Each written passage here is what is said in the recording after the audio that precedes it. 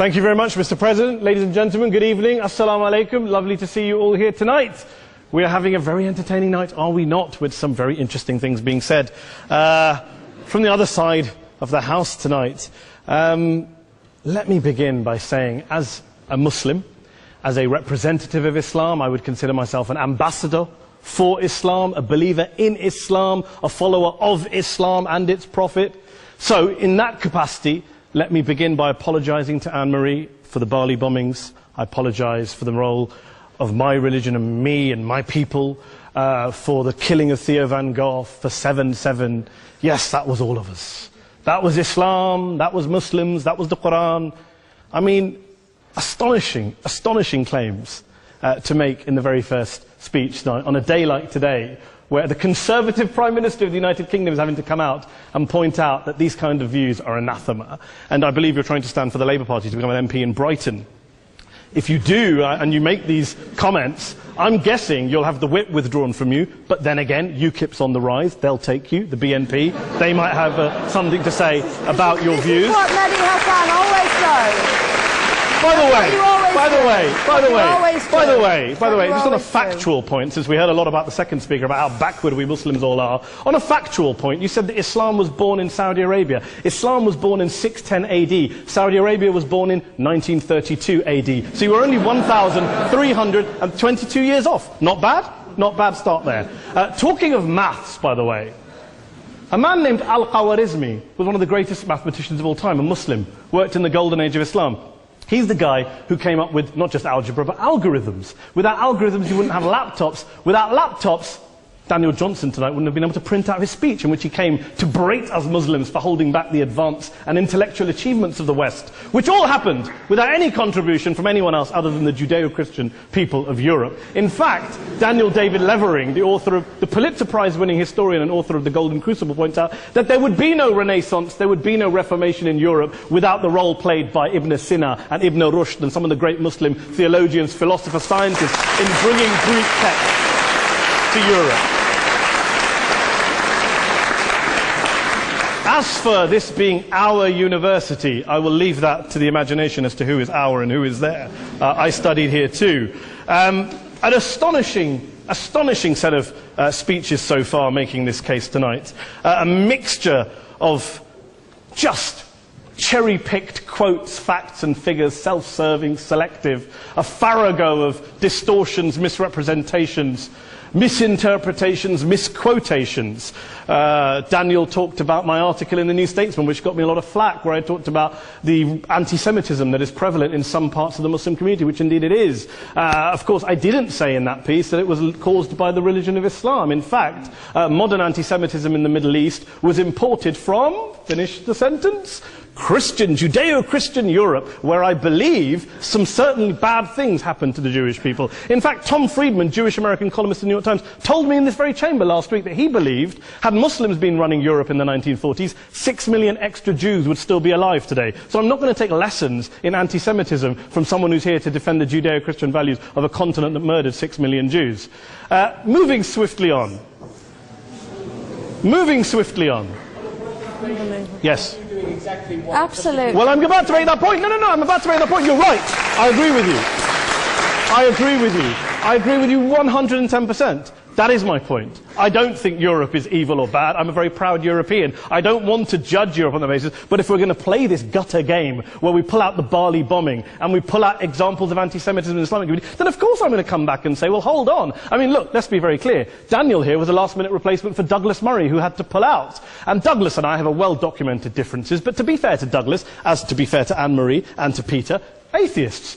Atheists see all religions as evil, violent, threatening. What the problem I have with Daniel's speech is that Daniel comes here to run this robust defense of Christianity, forgetting that his fellow Christians, people who said they were acting in the name of Jesus, gave us the Crusades, the Spanish Inquisition, the anti-Jewish pogroms, European colonialism in Africa and Asia, the Lord's Resistance Army in Uganda, not to mention countless arson and bomb attacks on abortion clinics in the United States of America to this very day. I would like a little bit of humility from Daniel first before he begins lecturing other communities and other faiths on violence, terror and intolerance. But, no thank you. Some water. But I would say this, to address the gentleman's very valid point here, I'm not going to play that game. I don't actually believe that Christianity is a religion of violence and hate because of what the LRA does in Uganda or what Crusaders did to Jews and Muslims in Jerusalem when they took back the city in the 12th or 13th or whatever century it was. I believe that Christianity, like Islam, like pretty much every mainstream religion, is based on love and compassion and faith. I do follow a religion in which 113 out of the 114 chapters of the Quran begins by introducing the God of Islam as a God of mercy and compassion. I would not have it any other way. I don't follow a religion which introduces my God to me as a God of war, as some kind of Greek God of wrath, as a God of hate and injustice. Not at all. As Adam pointed out, you go through the Quran and you see the mercy and the love and the justice. And yes, you have verses that refer to warfare and violence. Of course it does. This is not a motion about pacifism. I'm not here to argue that Islam is a pacifistic faith. It is not. Islam allows military action, violence in certain limited contexts. And yes, a minority of Muslims do take it out of that context. But is it religious? We talked about Woolwich. Daniel and Anne-Marie have suggested that it's definitely religion that's behind all of this. Well, actually, what I find so amusing tonight is we're having a debate about Islam. And the opposition tonight have come forward. We have a graduate in law, a graduate in modern history, a graduate in chemistry. And, you know, I admire all of their intellects and their abilities, but we don't have anyone who's actually an expert on Islam, a scholar of Islam, a historian of Islam, a speaker of Arabic, even a terrorism expert or a security expert or a pollster, let alone to talk about what Muslims believe or think. Instead, we have people coming here, putting forward these views, putting forward these sweeping opinions. Listen to Professor Robert Pape of the University of Chicago, one of America's leading terrorism experts, who, unlike our esteemed opposition tonight, studied every single case of suicide terrorism between 1980 and 2005, 315 cases in total. And he concluded, and I quote, "There is little connection between suicide terrorism and Islamic fundamentalism or any of the world's religions. Rather, what nearly all suicide terrorist attacks have in common is a specific secular and strategic goal to compel modern democracies to withdraw military forces from territory that the terrorists consider to be their homeland." And the irony is, when we talk about terrorism, the irony is that the opposition and the Muslim terrorists, the Al-Qaeda types, actually have one thing in common. Because they both believe that Islam is a warlike, violent religion. They both agree on that. They have everything in common. Osama bin Laden would be nodding along to everything he's heard tonight from the opposition side. He agrees with them. The problem is that mainstream Muslims don't. The majority of Muslims around the world don't. In fact, a gentleman here started quoting all sorts of polls. Gallup carried out the biggest poll of Muslims around the world, of 50,000 Muslims in 35 countries. 93% of Muslims rejected 9/11 and suicide attacks. And of the 7% who didn't, they all, when polled and focus grouped, cited political reasons for their support for violence, not religious reasons. And as for Islamic scholars and what they say, well, Daniel talks about our University of Oxford. We'll go down to Oxford Centre for Islamic Studies, get hold of a man named Sheikh Afifi al-Akiti, who is a massively well-credentialed and well-respected Islamic scholar, who has studied across the world, who in the days after 7/7 published a fatwa denouncing terrorism in the name of Islam, calling for the protection of all non-combatants at all times, and describing suicide bombings as an innovation with no basis in Islamic law. Go and listen to Sheikh Tahir al-Qadri, one of Pakistan's most famous Islamic scholars, who published a 600-page fatwa condemning the killing of all innocents and all suicide bombings unconditionally without any ifs or buts. There's nothing new here. This is mainstream Islam, mainstream scholarship, which has said this for years. You don't go out and kill people willy-nilly in the high street or anywhere else, on a bus or a mall, based on verses of the Quran that you cherry-pick without any context, any understanding, any interpretation, or any commentary. Point of information. Please. Well, it doesn't happen apparently.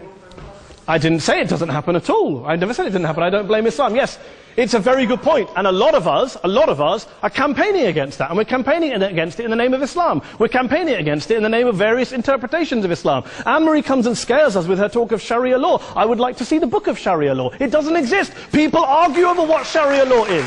And you empower the extremists by saying there is only one version. You empower them all. I don't believe you took any interruptions, Anne-Marie, so I think you should stay there for a moment. Here's what we're dealing with. Here's what we're dealing with. We are dealing, I took your point. Here we are dealing with a 1400-year-old global religion, followed by 1.6 billion people in every corner of the world, a quarter of humanity, of all backgrounds, cultures, ethnicities. And yet the opposition tonight wants to generalize, stereotype, smear, in order to desperately win this debate. And here's my question, if we're going to generalize and smear. If, okay, people say yesterday's bombers, and we've got to be careful, there's a trial going on, were yesterday's attackers, motivated by Islam? Big debate. I don't believe they were. Let's say they were. Let's say Faisal Shahzad, the Times Square bomber, was motivated by Islam. Let's assume, for sake of argument, that Richard Reeves, the shoe bomber, was motivated by Islam. If Islam is responsible for these killings, if Islam is what is motivating these people, and Islam is therefore not a religion of peace, a religion of war, then ask yourself this question: why aren't the rest of us doing it? Why is it such a tiny minority of Muslims are interpreting their religion in the way that the opposition claim they are? Let's assume there are 16,000 suicide bombers in the world. There aren't. Let's assume there are for the sake of argument. That's 0.001% of the Muslim population globally. What about the other 99.99% of Muslims who the opposition tonight either ignore or smear? The reality is that the rest of us aren't blowing ourselves up tonight. The reality is that the opposition came here tonight not worried about the fact that me and Adam might pull open our jackets and blow ourselves up tonight because we're followers of a warlike warrior religion which wants to take over Europe and Daniel's university. The issue is this. The issue is this. Unless the opposition can tell us tonight, and Peter Atkins is here, one of our great atheist intellectuals, can tell us tonight, can answer this question tonight: why don't the vast majority of Muslims around the world behave as violently and aggressively as a tiny minority of politically motivated extremists? Then they might as well give up and stop pretending they have anything relevant to say about Islam or Muslims as a whole. Ladies and gentlemen, let me just say this to you. Think about what the opposite of this motion is. If you vote no tonight, think about what you're saying the opposite of this motion is. That Islam isn't a religion of peace, it's a religion of war, of violence, of terror, of aggression. That the people who follow Islam, me, my wife, my retired parents, my 6-year-old child, that 1.8 million of your fellow British residents and citizens, that 1.6 billion people across the world, your fellow human beings, are all followers, promoters, believers in a religion of violence. Do you really think that? Do you really believe that to be the case? They say that in the Oxford Union, the most famous debate was in 1933, when Adolf Hitler looked out for the result of the King and Country motion, where they voted against fighting for King and Country, and Hitler was listening out for the result. Well, tonight, 80 years on, there are two groups of people around the world who I would argue are waiting for the result of tonight's vote. There are the millions of peaceful, non-violent, law-abiding Muslims both in the UK, Europe, Asia, Africa and beyond, who see Islam as the source of their identity, as a source of spiritual fulfillment, of hope, of solace. And there are the phobes, the haters, the bigots out there who want to push the clash of civilizations, who want to divide all of us into them and us and ours and their. Ladies and gentlemen, I urge you all not to fuel the arguments of the phobes and bigots. Don't legitimize their divisions. Don't legitimize their hate. Trust those Muslims who you know, who you've met, who you hear, who don't believe in violence, who do want you to hear the peaceful message of the Quran as they believe it to be taught to the majority of Muslims, the Islam of peace and compassion and mercy, the Islam of the Quran, not of Al-Qaeda. Ladies and gentlemen, I beg to propose this motion to the House. I urge you to vote yes tonight. Thank you very much for your time.